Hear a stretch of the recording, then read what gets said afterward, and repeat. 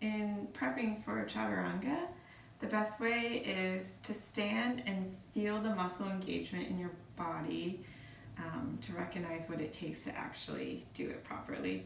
So first thing is starting standing, feet together, ankles touching almost, really pressing into the ground with your feet. So if you press the ground away and lengthen upward, you should automatically kind of start engaging your quadriceps. And the quads are super important in alleviating the weight in your arms when you're actually in Chaturanga. And then there's obviously core engagement, so you really want to keep that tight. And then the next really important thing is keeping the shoulders down so that they don't come up towards your ears, which is a release mechanism. So keeping the shoulders down and then hands out in front. So you're basically in a high plank. So if you, from here, what you want to do is kind of drop the shoulders down. Instead of doing this in plank or low plank, you drop it down and then keep the elbows engaged and squeezing in. Legs are still super engaged, core is engaged, and then the serratus interior muscles, your wing muscles, are really engaged here too. So that's what it looks like standing up. I want to see what it looks like on the floor. Are really engaged. You're pressing back with your feet and your quads are super tight, your abs are tight. So this should look the same as it did when I was standing up, except I guess my toes are flexed here. And the shoulders are away and down my back. And then as you move into Chaturanga, you actually want to shift your weight forward.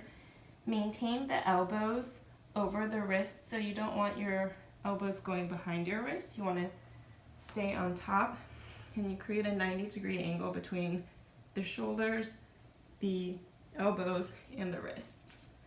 And that's your Chaturanga. Jump back. In Ashtanga, the sun salutations, you typically jump straight into Chaturanga. And one of the most common, I don't know if it's a mistake, but transitions I see is people in the jump back will try to jump back with their arms straight, and that actually can put a lot of pressure in the wrong places. So when you jump back, you want to jump with your arms bent and ready to catch yourself into that 90-degree angle.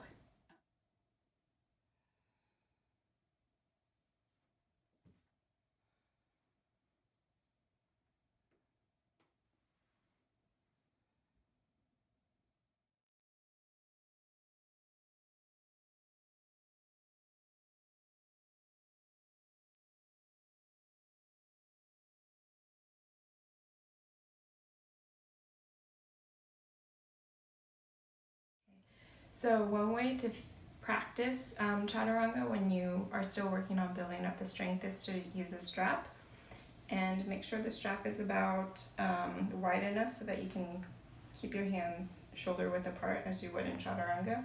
And then you want to put it up high enough so that it supports your chest when you're coming down and lowering into the low plank. And what it does is the strap actually takes the weight off of the arms. So I'll show you what it looks like with the knees down first. So come into a modified plank, and then you shift forward and drop until you're about 90 degrees. And with the strap there, you can kind of look around, and maybe you have a mirror to see whether or not this is the right height, and get that sensation. And coming back out of it, we can do it again with the knees off the floor. So starting in plank position again, shifting the weight forward. Shifting the weight forward is critical, and I always emphasize this. And then dropping until your knees or your elbows are squeezing in, and your knees and your legs are super engaged, and the shoulder is down away from the ears.